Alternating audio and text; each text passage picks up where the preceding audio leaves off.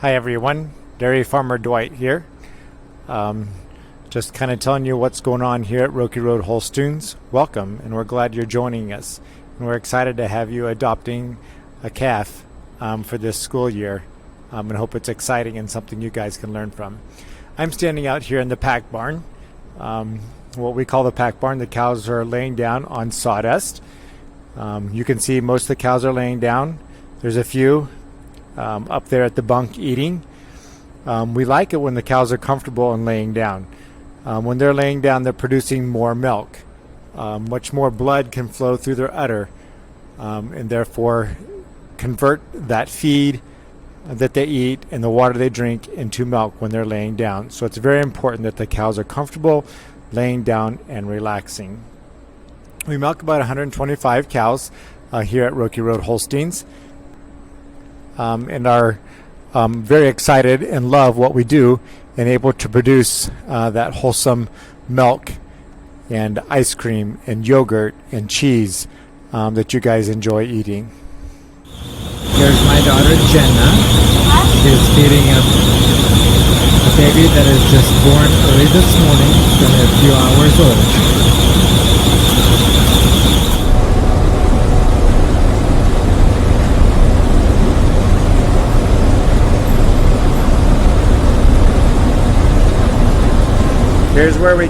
Here's where we keep the babies until they're about 10 days old, and then we will move them down to the calf barn. We're getting ready to move a couple of the calves. We'll show you that video. Hi everybody, we're moving the baby calves down to the calf barn today. Jody, who has worked with us for a number of years, is taking them down. We're leaving the milk barn, heading down to the calf barn. Delaware, the black and white calf, is on the left. Rust, the red calf, is on the right. Hi guys. Here I am down in the calf barn where your calves are at. Just showing you how they're growing, how they're doing. They're in here with all their classmates where they are learning to eat, where they're learning to drink. Here's where the calves drink, right here in this water. Clean, fresh water all the time. Here's where the calves eat their grain. Where they get free choice of it's a corn, soy hulls, a protein that they can access. You can see a couple of the calves here along with our dog Macy. One of the calves is in the automatic feeder, which you have seen, drinking her milk for today. Lorraine is in here with me with the calves. We've got the sun shining in a little bit on the south side of the calf barn. The calves are in enjoying that.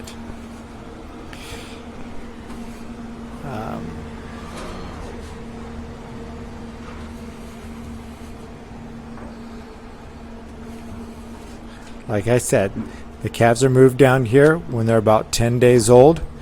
When they are 2 months old, when they get bigger, you can see the pen over here. These calves are getting a little older, a little bigger. In about 20 days, they will be weaned, and then we'll take them outside. Okay, here we have Russ down at the calf barn. She's in the automatic feeder, sucking on the nipple. The milk replacer is mixed up right here, and then as she drinks, she sucks it through the hose, right in through the nipple where she's drinking. Here I'm showing you once the calves are weaned out of the calf barn, they come out here into these pens. These calves here are about 3 months old, so they will stay here for a bit as they grow and mature, and then we'll move them to a pen where there's more room as they grow. Here's a picture of some of the older heifers eating. They're eating a grain mix with hay. On down the line here to the smaller ones, and our dog Macy really likes the calves, and the calves enjoy being around her also. I'm going to show you here a picture of some of the heifers out on the pasture. These heifers are about 1.5 years old. They are pregnant and will be calving next spring.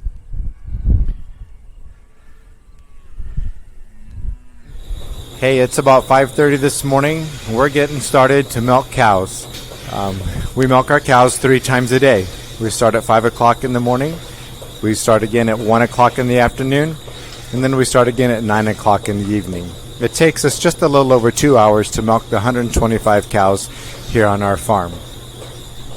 Okay, I'll show you what we do here when we get the cows ready to milk. Anita is currently putting on the pre-dip, which is a disinfectant we put on the cows. It kills any bacteria, any germs, anything like that to make sure the cows are clean and all the milk stays healthy for us. Now she's stripping out the cow, which is getting the cow ready to let down her milk. Now she's taking a towel and wiping off any excess dirt or sawdust that may be on the cow's teats.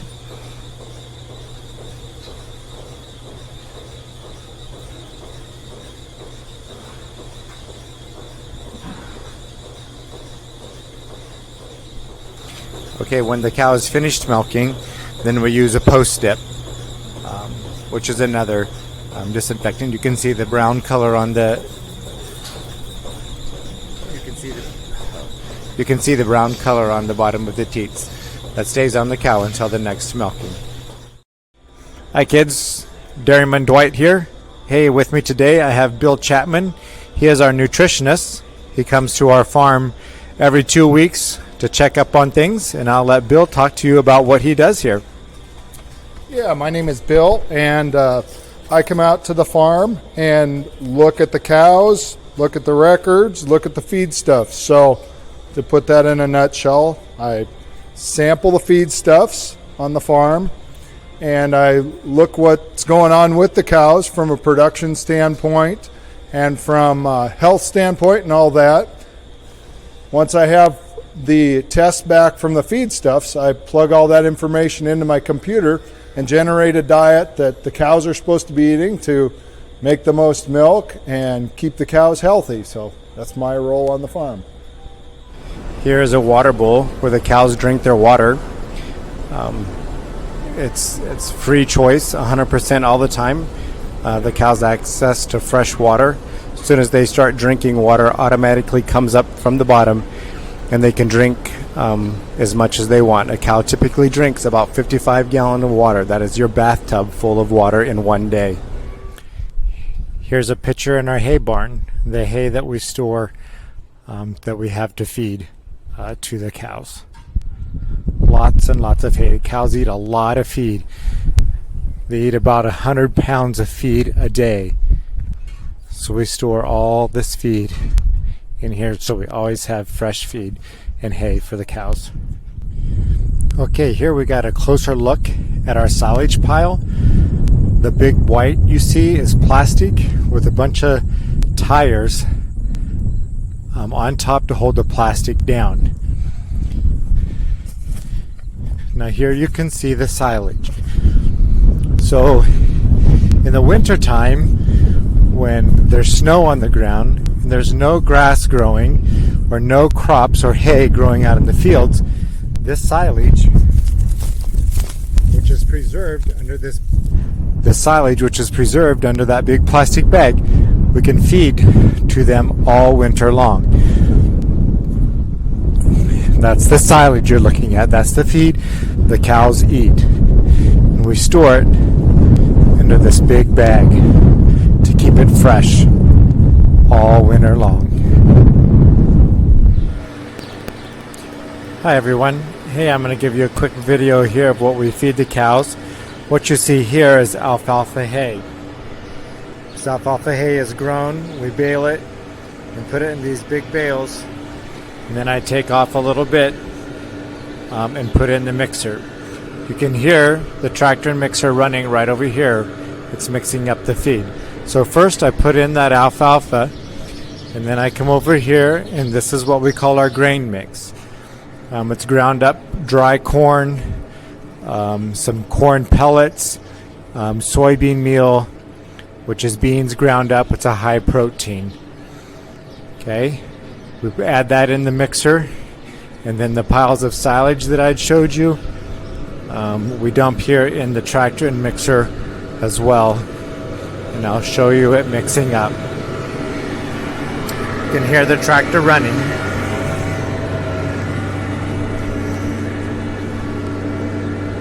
This is what it looks like in the mixer, getting all mixed up into what we call a TMR, a total mixed ration for the cows to eat. So when they take a mouthful of this feed, they're getting everything they need, all the protein, all their vitamins and minerals, all the nutrition to produce